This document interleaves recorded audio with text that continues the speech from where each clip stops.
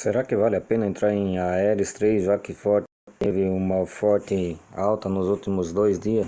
Hoje seria o terceiro dia seguido de forte alta.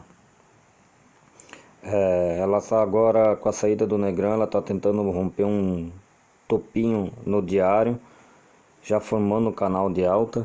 No semanal ainda parece melhor ainda, pelo trade map dá para perceber que ela fez uma estrela, um doji aqui embaixo indicando uma alta, e o principal que até dia 12 ela terá divulgação de resultados dia 12.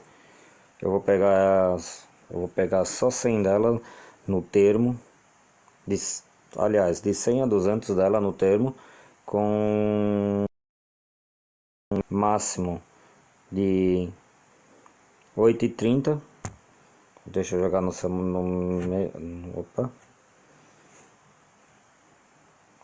diário, com meu stop máximo abaixo desse último candle de ontem.